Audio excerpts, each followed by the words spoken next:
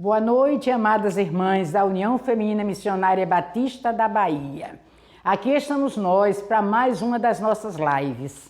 Que tempo difícil estamos vivendo, não é? No começo nós até demoramos de fazer as nossas reuniões tipo live, porque a gente não tinha conhecimento tecnológico, inclusive eu, principalmente eu. Fui me treinar, fui tentar fazer as coisas para que nós pudéssemos assim realizar nossas lives e alcançar o nosso povo, que não podemos mais nos encontrar presencialmente. Pois bem, então já fizemos algumas lives e agora estamos na nossa programação para essa que dá ênfase ao Outubro Rosa, ou seja, quando se dá ênfase às mulheres que são contaminadas com o câncer de mamas.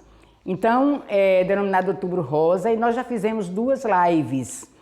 E vamos ter essa agora e vamos estar então esclarecendo as pessoas sobre essa questão que é tanto problema entre nós. Para quem não sabe, União Feminina Missionária é esse grupo de mulheres que fazem um trabalho nas igrejas, alcançando as meninas desde os bebês até a terceira idade, até as anciãs.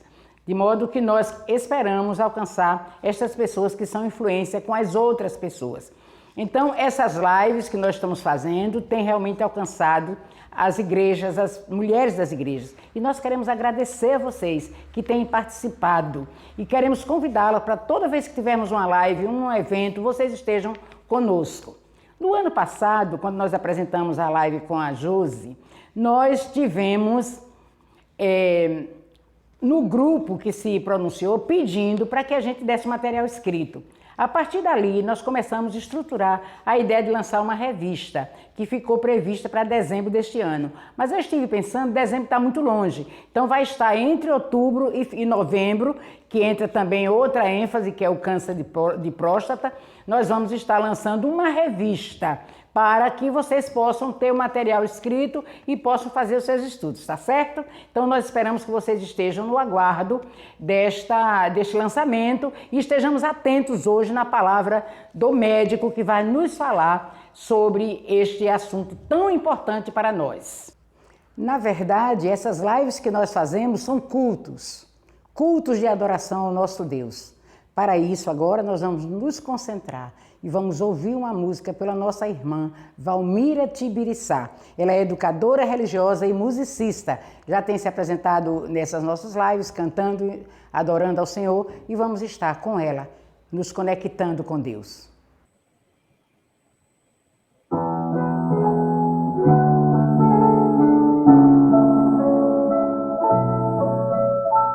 Ele prometeu que seria um conselheiro, Deus poderoso e príncipe da paz.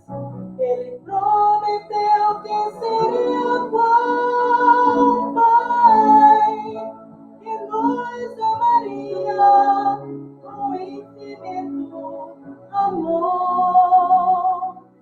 Eu provei que seu amor era sincero. Ele é tudo que disse iria ser. Palavras elegantes não poderiam dizer o que Cristo é pra mim. Mais maravilhoso que minha mente compreenda, mais maravilhoso que eu possa crer que Ele vai mais alto que os meus sonhos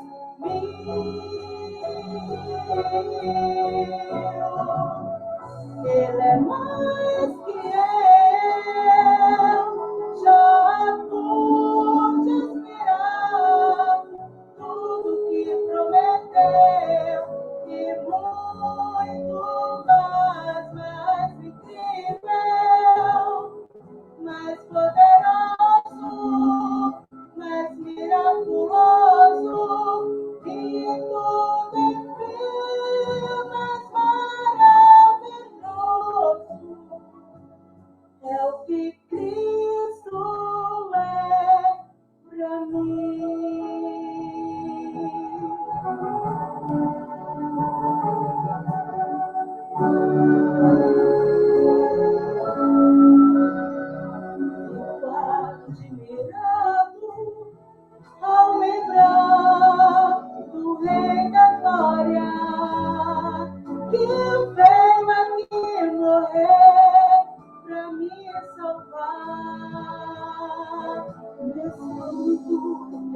saber o quanto me ama. Quando a pensar em quem é e quem eu sou, mas maravilhoso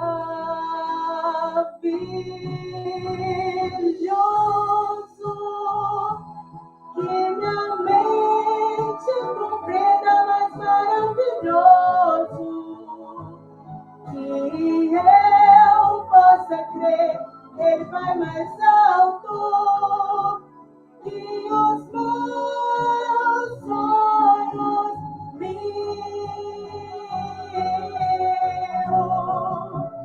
Ele é mais que eu já pude esperar. Tudo que prometeu e muito mais incrível, mais poderoso, mais miraculoso que tudo enfim, mais maravilhoso é o que Cristo é pra mim. Ele é mais que eu já pude esperar. Tudo que prometeu e muito mais incrível, mais poderoso, mais miraculoso que tudo em ti, mais maravilhoso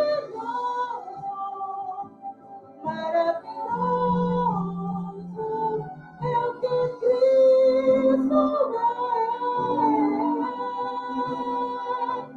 pra mim.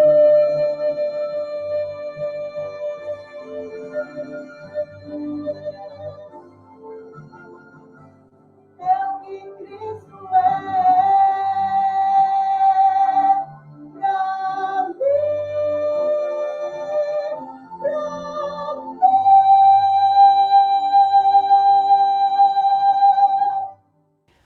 Pronto, vamos agora apresentar aquele que vai nos trazer a palestra científica desta noite. É o doutor Miguel Barreto. Ele é formado pela Universidade Federal da Bahia, no curso de Medicina, tendo especialidade em mastologia. Então, não há alguém mais habilitado para poder nos falar sobre esse assunto. Então, ele foi indicado por pessoas que nós conhecemos e nós acatamos o seu nome. Inclusive, ele é médico nessa área de uma das pessoas muito conhecidas nossas, que é a Josi. Ela tem câncer, já teve vários cânceres, ela é de Santo Antônio de Jesus, e ele é médico dela e de outras pessoas também que nós conhecemos. Ele atua em Santo Antônio de Jesus e também em Salvador. Então, nós esperamos que estejamos atentos para saber tudo que ele vai pontuar, para que a gente possa, então, ficar cada vez mais informadas, preparadas e prontas para enfrentar essa questão de tanta dificuldade. E principalmente nós que temos Deus em quem nós confiamos, nós vamos agora, então, estar prontas para ouvir o que ele tem para nos falar. Tudo bem? Estamos prontas? Então, com o doutor Miguel a palavra.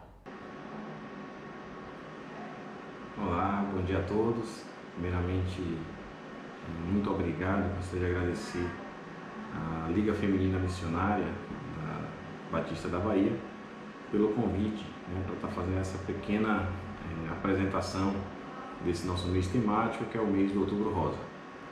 Meu nome é Luiz Miguel, eu sou médico mastologista, que é a especialidade que trata especificamente das doenças da mama, e gostaria de falar um pouquinho, para quem nos assiste, para todo mundo que acompanha pelas redes sociais da Liga, um pouco sobre esse mês do Outubro Rosa, o que ele representa, não só como um mês de maior foco no sentido da prevenção das doenças da mama, mas um pouco também da sua história e como é que esse contexto, como é que isso surgiu, desde o contexto.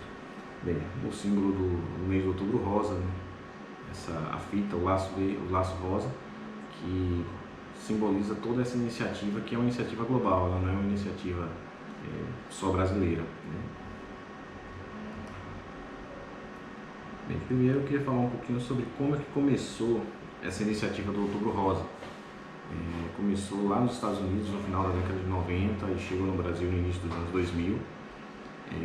A princípio, um movimento da sociedade civil organizada. O Outubro Rosa não é um movimento organizado por uma clínica, por uma rede hospitalar, por nada disso. Ele é um movimento da sociedade civil para chamar a atenção sobre o problema do câncer de mama e, claro, o enfoque na sua prevenção, né? Como a gente pode fazer para evitar que o câncer de mama surja e quando ele surge, como é que a gente pode fazer para se antecipar.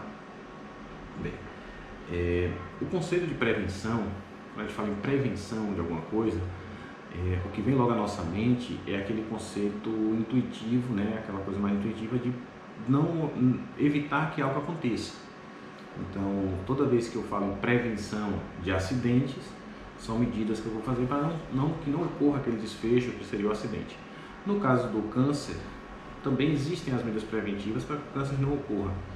Mas o conceito de prevenção em saúde ele é um pouco mais complexo, a gente precisa dividir melhor para entender o que a gente está falando. A prevenção em saúde ela é dividida em primária, secundária e terciária. O que isso quer dizer? Vamos colocar cada coisa nesse lugar. A prevenção primária ela se aproxima mesmo do conceito que a gente tem de prevenção. Evitar que a doença ocorra. Então, por exemplo, existem tumores que estão muito relacionados com hábitos, por exemplo, o tabagismo e o câncer de pulmão. É uma relação causal que a gente já conseguiu estabelecer, né, há muito tempo, então você consegue, com a prevenção primária, ou seja, com as mudanças dos hábitos, desestimular o tabagismo, né, com campanhas, com esclarecimento da população, com a redução do tabagismo, a gente consegue evitar câncer de pulmão e garganta também, outros sítios que também tem essa relação com o tabagismo. No caso do câncer de mama, a gente vai ver que ele é uma doença multifatorial, ou seja, ela não é causada só por uma coisa, né? Existem vários fatores que em conjunto contribuem para a pessoa ter um maior risco ou não de ter câncer de mama. Com isso, é um pouco mais difícil no câncer de mama a gente falar em prevenção primária. Claro que existem fatores de risco que a gente pode modificar, ou seja, hábitos de vida que as pessoas podem adquirir e que podem diminuir, né, o somatório desses hábitos novos, né, e a exclusão desses fatores de risco podem contribuir para a redução do número de casos. Mas mesmo assim, existe um número de casos que a gente não poderia evitar e para esses a gente precisa de uma outra estratégia, que é o que a gente chama de prevenção secundária. O que é a prevenção secundária, assim, de uma maneira bem objetiva? É o diagnóstico precoce das lesões, né?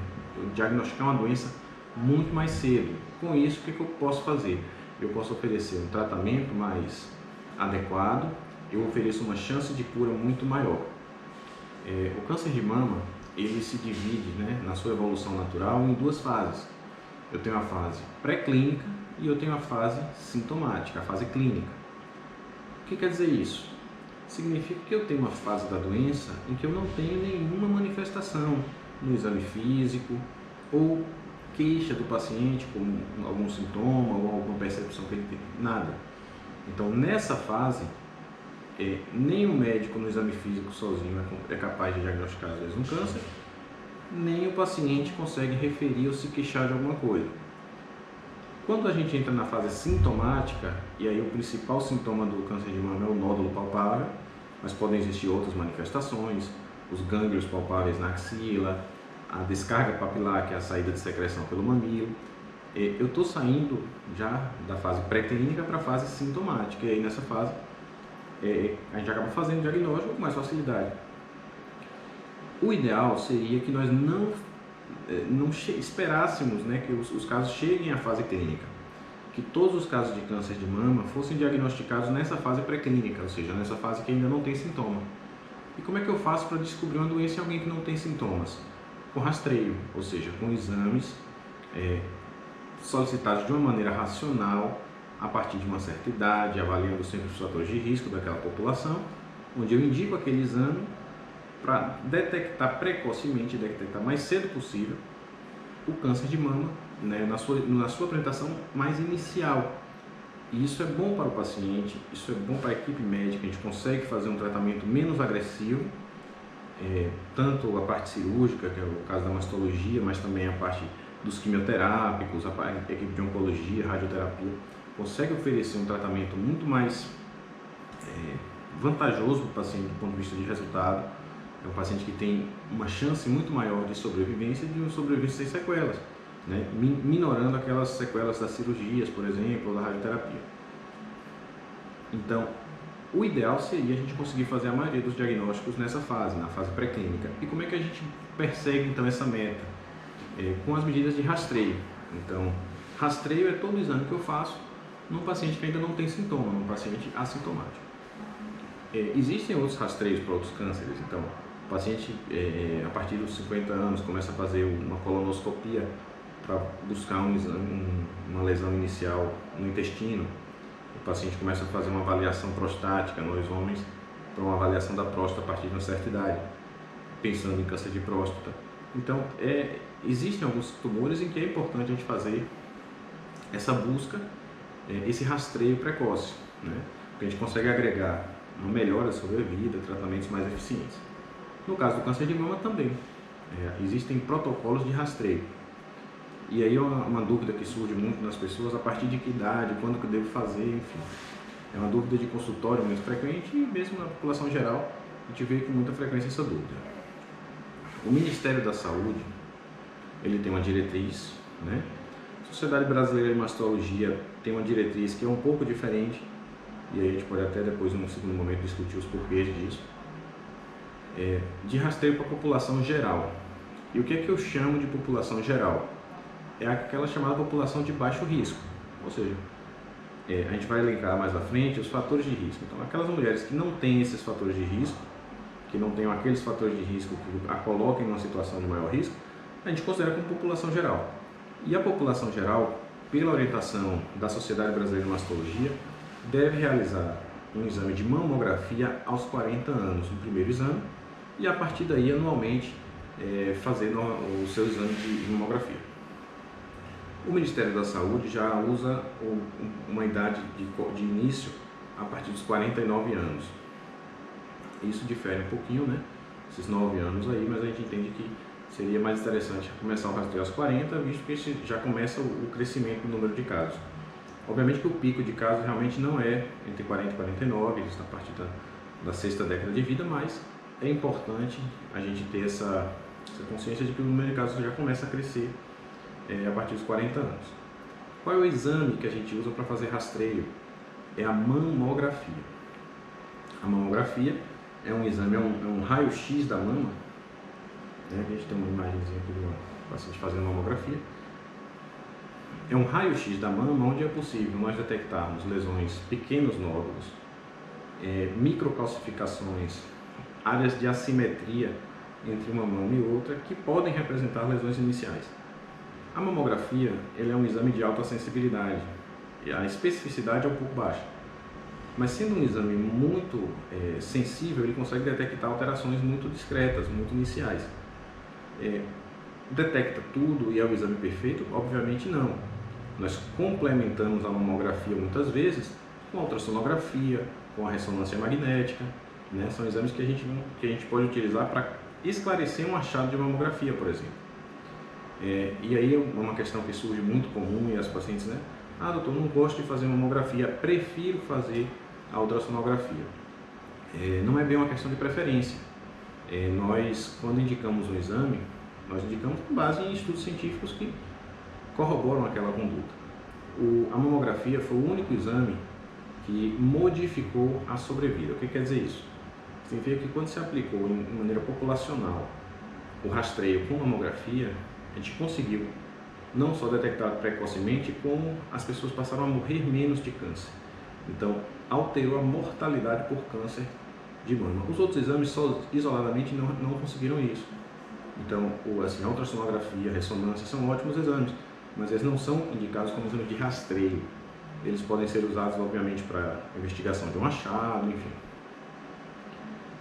Então, a população geral, a partir dos 40 anos, vai fazer a sua mamografia.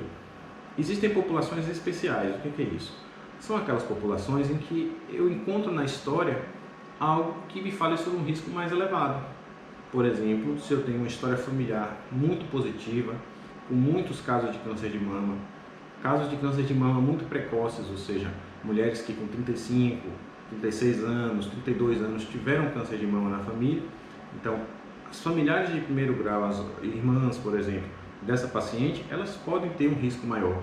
Elas podem ter algum gene, carrear no seu DNA algum gene que agregue maior risco para câncer de mama. Então, essas pacientes, muitas vezes, a gente tem que individualizar o rastreio, ou seja, para aquela paciente, a gente vai começar a rastrear, às vezes, 5 anos mais cedo, 5 anos antes do aparecimento do primeiro caso de câncer na família. Então, existem situações pontuais, existem situações específicas. Para a população geral, a partir dos 40 anos, toda mulher convém fazer uma mamografia, né? E a partir desse período, ela começar a fazer isso de maneira como rotina, né? Anualmente, no seu rastreio. Isso a gente está falando de rastreio, ou seja, a mulher que não tem sintoma nenhum. Esses valores de idade, tudo isso conta para o paciente estar fazendo rastreio. Eu friso isso porque muitos pacientes chegam, doutor, eu tenho 30 e poucos anos, então eu não posso fazer mamografia. O paciente pode fazer mamografia com qualquer idade, né? Qualquer paciente, assim, exceto criança, né? Qualquer adolescente, enfim, que já tenha mama já em algum estágio de desenvolvimento, pode fazer uma mamografia. A mamografia é um exame diagnóstico também.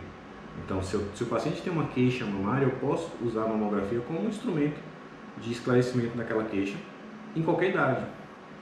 É importante deixar isso claro, que assim, o rastreio tem idade para ser feito. A investigação diagnóstica ela é feita a partir da queixa. Então, o paciente com 25 anos, se tiver uma queixa e precisar de uma mamografia, ela vai fazer uma mamografia. Então, para a gente desligar um pouco essa questão da idade. Bem, a gente tem falado muito sobre câncer de mama, a gente está falando sobre câncer de mama, mas uma coisa importante é a gente saber o tamanho, né, o tamanho do problema, né? O que a gente está tentando enfrentar. O câncer de mama, infelizmente, ainda mata muito, né? A gente tem diversas fontes, né, de informação sobre a mortalidade sobre o câncer. Uma fonte interessante que eu aconselho que as pessoas busquem é o site do INCA, que é o Instituto Nacional do Câncer, que além de ter uma estatística própria, né, dos seus serviços, eles compilam também estatísticas de outros serviços e fazem um estimativo das possibilidades de casos de câncer e a soma dos casos totais de câncer no Brasil. É um site muito organizado e muito bom como informação geral também. O câncer de mama, só em número de casos, a gente tem uma estatística aqui de 2020 que fala em 66 mil casos. 66 mil casos novos. Não estou falando da população que já está em tratamento, não. Estou falando de casos novos que surgiram nesse ano. É disparadamente o câncer feminino que mais acomete as mulheres, né? Seguido dele vem o de colo reto e depois colo de útero, né? Então, o câncer de mama chega a 29% dos casos de câncer em mulheres, ou seja, de cada 10 mulheres que têm câncer, 3 têm câncer de mama. Então, é um número ainda muito expressivo.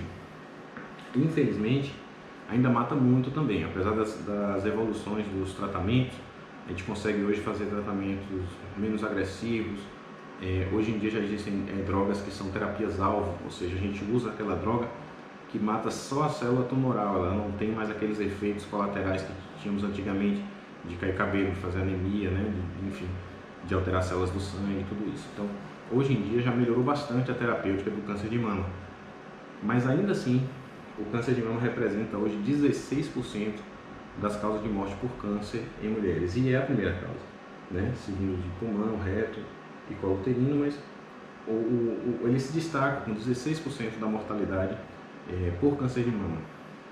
Então é um problema, o problema é imenso, então o tamanho do problema, que é o câncer de mama para a gente, é um gigante que a gente deve enfrentar, e a gente deve enfrentá-lo de maneira assertiva, né? Com estratégia racional, de perseguir casos precocemente, tentar fazer diagnóstico cada vez mais cedo, fazer esse diagnóstico num ambiente de consultório, mas sempre muito cedo, tentando pegar as lesões bem iniciais, né? Esse diagnóstico é feito geralmente por meio de biópsias.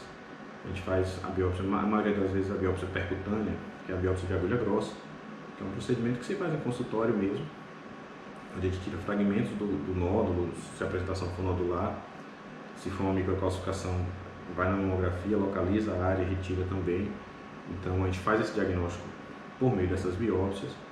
A partir de um diagnóstico precoce é possível instalar um tratamento precoce e isso agrega uma melhora de sobrevida, menos morbidade no tratamento, né? E isso tem que ser o foco, tem que ser a grande meta. A gente vive num país que tem assim, uma série de iniquidades, uma série de diferenças com relação ao acesso, por exemplo, aos meios de rastreio.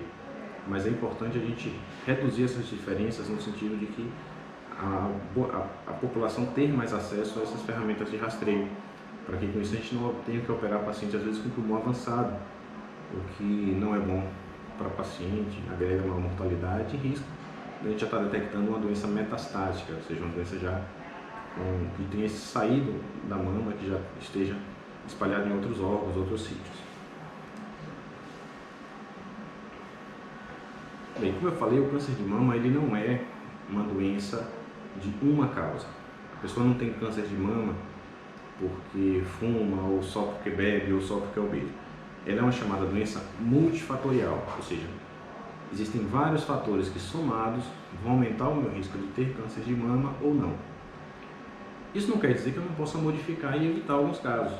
Então, se eu lanço as estratégias de prevenção secundária, como eu falei, rastreio precoce, eu posso fazer também, no caso da mama, prevenção primária. Certamente que modificando alguns fatores de risco, eu estou conseguindo evitar casos, né? Então, a gente tem alguns fatores de risco que são chamados fatores de risco não modificáveis, né? Idade, sexo, né? Por exemplo, mulheres têm uma prevalência de câncer de mama infinitamente maior do que os homens. Não quer dizer que homens não tenham câncer de mama. Nós também temos câncer de mama.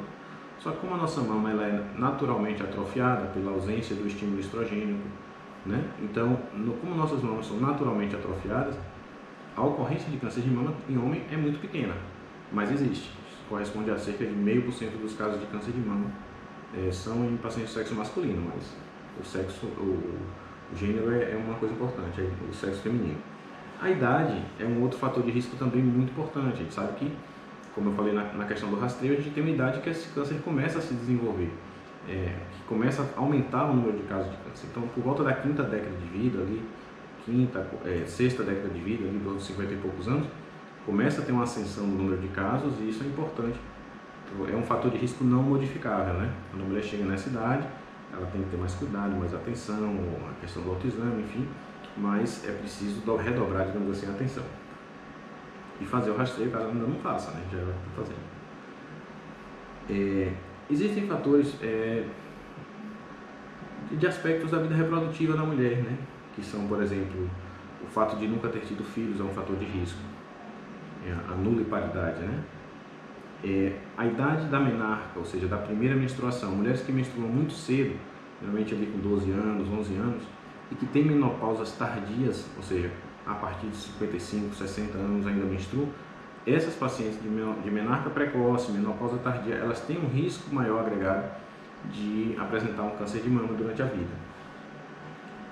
A história familiar de câncer de mama é importante, principalmente familiares de primeiro grau, ou seja, irmã ou mãe com câncer de mama, principalmente se forem casos muito precoces, ou seja, 35, 40 anos, de algumas variantes um pouco mais agressivas, triplo negativo, por exemplo. Então, esses pacientes têm um risco maior e não pode ser modificado, é a genética que está aí. A história pessoal de câncer de mama, então a paciente que já teve câncer de mama, ela tem um risco maior de ter um segundo tumor, né?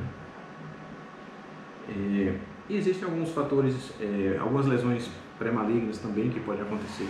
Então, o paciente que tem essas lesões é preciso fazer um acompanhamento um pouco diferenciado. Mas o que eu acho importante nesse slide aqui é a gente vir para esse lado de cá, que são os fatores modificáveis. O que a gente pode fazer dentro da nossa rotina de vida que pode ser modificado no sentido de evitar o câncer de mama. Principalmente, né, os que a gente pode modificar com mais facilidade. Sedentarismo, etilismo, obesidade, tabagismo. Eu friso esses quatro porque é muito hoje da cultura, né, atual. A gente se sedentarizou mais, então assim, o maior acesso a alimentos hipercalóricos, comer muito não necessariamente quer dizer comer bem. Então hoje a gente tem acesso a uma dieta hipercalórica, hipoproteica, né, pobre em fibras, né? Rica em açúcar, carboidrato. Então tudo isso somado, isso aumenta o risco de câncer, não só câncer de mama, mas isso também aumenta o risco para câncer coloretal e para outra série de doenças. O etilismo e o tabagismo a gente não precisa nem falar, é uma coisa que a gente já é notória. Tem vários tumores que estão associados ao consumo de álcool e de cigarro. Na mulher isso é potencializado. O efeito do álcool na mulher ele é bastante danoso nesse sentido e aumenta muito o risco de câncer de mama. O controle do peso, né? Aí a obesidade anda junto com o sedentarismo, então a saída do sedentarismo vai ajudar no controle do peso. A obesidade isoladamente é um fator de risco para câncer de mama, ou seja, mesmo que a pessoa tenha obesidade, mas que não tenha os outros fatores, mas só em ser obesa ela tem mais risco. Então, a gente sabe biologicamente que isso é explicado pela presença de uma enzima nas células adiposas, nas células de gordura, chamada aromatase, e isso aumenta o nível de estrógeno circulante e estímulo sobre as células dos ductos lactíferos, e isso pode aumentar o risco de câncer de mama. Então, é bem complexa, mas é possível modificar esses fatores de risco. São fatores que a gente conseguiria modificar e a gente está evitando casos. Deixa eu estar um pouco fora de ordem. Mas é isso. É um mês. Então, é o nosso mês de Outubro Rosa. É um mês onde a gente faz esse reforço, né? Esse chamamento. E é importante iniciativas como essa da Liga, porque a Liga tem um público, né? Acessa um grande público, na sua maioria mulheres, e na sua maioria, ou uma boa parte dela, na idade, né, de iniciar as medidas de rastreio. Muitas vezes a pessoa tem alguma dúvida sobre o que é o rastreio, a partir de quando eu devo fazer, aquela coisa que eu falei da preferência, eu prefiro fazer esse exame ou aquele outro. Assim, se nós quisermos encarar o problema de maneira objetiva, né, o câncer está aí, ela é uma doença que aflige milhares de pessoas ao longo do ano, mata muita gente, como a gente viu, responsável aí por 20% das mortes, quase 20% das mortes de mulheres por câncer. Então, assim, o problema existe. A gente precisa se debruçar sobre o problema de maneira a tentar resolvê-lo. Nós podemos resolver no sentido de tentar evitar que surjam novos casos. Os novos casos a gente vai tentar evitar a partir de medidas comportamentais, mudanças de hábito de vida, mas ainda assim vão existir casos de câncer de mama. Para evitar esses casos, esses que a gente, mesmo corrigindo fatores dietéticos, tendo uma boa alimentação, tendo uma vida saudável, né, corrigindo isso tudo, ainda assim vão surgir casos de câncer de mama. E a gente sabe que a chance de tratar e de curar um paciente com câncer de mama está ligado diretamente ao estágio que eu descubro a doença. Então, quanto mais cedo, melhor.